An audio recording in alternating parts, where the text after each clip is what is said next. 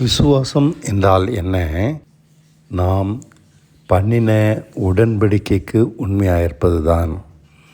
Abraham தேவனோடு உடன்படிக்கை பண்ணினான். அவர் காண்பித்த தேசத்திலேயே கூடாரம் அடித்து தன் வாழ்நாள் பூராக வாழ்ந்தான். இதே போலத்தான் ஈசாக்கும் யாக்கோபும் தேவனோடு உடன்படிக்கை பண்ணி அதற்கு உண்மையாக இருந்தார்கள். யோசேப்பு நல்மனசாட்சியின் உடன்படிக்கையை தேவனோடு பண்ணினபடியால் தேவன் அவனுக்கு வாக்குத்தத்தம் பண்ணினபடி நிறைவேற்றினார். தேவன் நாம் உடன்படிக்கையை மீறும்போது அவர் சொன்ன வாக்குத்தத்தத்தை நமக்கு செய்யாமல் அவரும் கைவிடுவார். உண்மையுள்ளவர்களுக்குத்தான் அவர் உண்மையாக இருக்கிறார். நித்திய ஜீவன் தருவேன் என்பதுதான் தேவன் நம்மோடு செய்திருக்கிற வாக்குத்தத்தம். அதற்கு நாம் இனி நான் அல்ல, கிறிஸ்துவே என்னில் பிழைத்திருக்கிறார் என்ற உடன்படிக்கையை காக்க வேண்டும். அதை காக்கும்போது தான் அந்த வாக்குத்தத்தத்தை தேவன் நமக்கு நிறைவேற்றுவார்.